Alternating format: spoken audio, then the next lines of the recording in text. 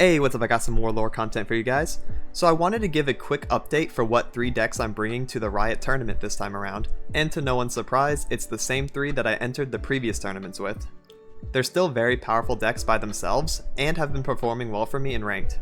Other than that, the decks still cover each other pretty well, and work well together in tournament format. Above all else, I think it's important to bring decks that you are comfortable with as a player, and matchup experience goes a long way. They say some of the best movies are a trilogy, so let's bring these decks for the 3rd time in a row and get top 32. With that, I want to talk about the numbers and ideologies behind each of the decks to give you guys some context on my thought process. So first we have Burn, my aggro deck of choice. So I've been maining Pirate Burn as an aggro deck since September when it was first coming out, and it was a little under the radar back then too. It was really fun to climb with. So the numbers I'm going with are the 9 1-drops. I don't have Legion Rearguard in this list, but he is very powerful. He just doesn't fit, my style all that well. I'm trying to go with, the Corsair, Saboteur, Butcher plays, just the very solid 1-drops into the Grenadier or Demolitionist on the 2 HP 1-drop so that we can get GP level up as fast as possible because GP is very strong as a finisher. So I'm playing around that, and I don't want to brick too hard on the 1-drops, even though it's okay. Like, Legion Rearguard is very good. Don't get me wrong, but I just don't have him in favor of a little bit more late game because I run double Pharaon. So, you can mess with the numbers and put in Rearguard if you like, but I really personally enjoy this list. So we got the Demolitionist, the Grenadier, of course, very good on defense too in order to get the GP level up points. We got Ballista and Misfortune on 3, very standard as well, the triple Fervor. Triple Island Navigator, which I believe is a must run in Pirate Burn because Navigator is a scout, helps you attack twice or whatever after you've developed Misfortune, which can give you a lot of damage. More importantly, it's just like a lot of pressure as well, because if you play Zap Sprayfin right on 4, then you're losing a lot of tempo compared to Island Navigator. This lets you keep up the pressure so much better, and I've said this before, I'll say it 1,000 times, if you play Misfortune on attack 3, and then Island Navigator on defense 4, you go into attack 5, open attack with Island Navigator, this puts in a little bit of damage, your opponents have to block because they're scared, your opponents will have to play mana because it passes the initiative to them, and then you're able to play GP after your scout attack, and then you get to attack with everything again. On top of having a GP barrel with Misfortune attack, it just provides so much pressure on attack 5 having this perfect setup, and it happens very often, and I absolutely love it. There's also a rare occasion where you can level up Misfortune if she's not dealt with by having multiple turns with the scouts, and that has come up for me, and it can be relevant, which is pretty scary if you think about it, because Misfortune dealing 3 direct damage to the enemy nexus is game breaking in pirate aggro. Next we have the Zap Sprayfin to fish for the Noxian Fervor, of course. We only run Fervor as our 3-drop spell or less, so that it's a guaranteed draw, which is probably the best and proper way to play Zap Sprayfin in this deck. Triple Decimate, triple GP, and then got a little bit of mid-late, just a tiny bit. Let's little spice it up at the end there with double Jack, because I think Sleep with the Fishes is still very good. Jack also comes up in the Pirate Mirror if your opponent is playing on odds. Heaven forbid you're fighting Pirate Aggro Mirror and they're playing on odds.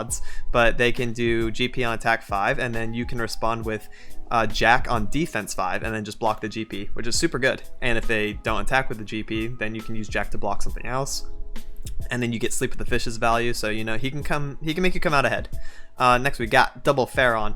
Pharaon is just for the games that go a little bit too long for your liking. So if you are fighting a slower deck and you get to turn 8, the opponents are probably around 4 to 6 HP, and Pharaon is just to slap down, throw out the extra decimates or whatever, and just finish it out.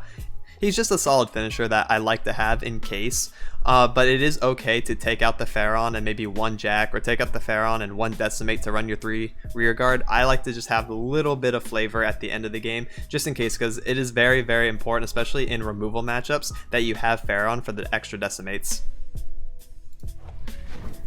Moving right along, we have Deep. Now this is going to be a slightly different list than the Deep variation that I profiled a week or 2 ago. This is more unit focused with triple Lure of the Depths, and we're actually running Beast Below. So let's talk about the numbers specifically. We got the Dreg. We only got 2 Jettison in this list. I like 3, but I'm kind of making this list more unit focused, like I said, and I'm running triple Stalking Shadows. So I had to cut some spells here and there in order to increase the chances of seeing my high value units, because we're playing like a Stalking Turbo type thing, where we're always able to go deep on 6-7 consistently, and it's just disgustingly strong. This list is like very...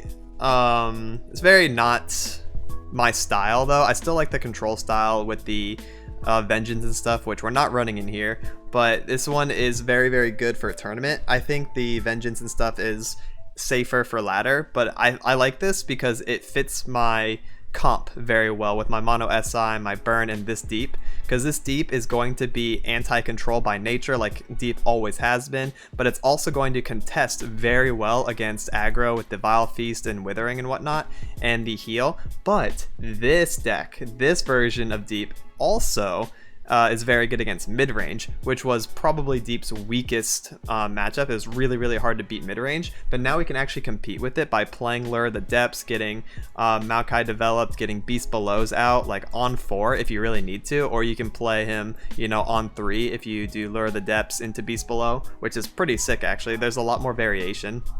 But yeah, we got the triple Dreg, the triple Scarab, Stalking Shadows. You really love to see the Dreg, Scarab, Deadbloom Wanderer, even Jaw's fine. A lot of the good early game units really benefit Stalking Shadows because you have multiple toss effects, but you can also save Stalking Shadows for later and get extra sea monsters after you level up Nautilus, and then you just have really big turns. So it's a very flexible card, good early, good late.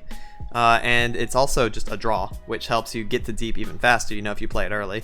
So I got the triple Lure, triple Maokai, double Beast, double Abyssal Eye, triple Devour, because the Obliterate is very relevant. There's a lot of good things for Devour to hit in this meta.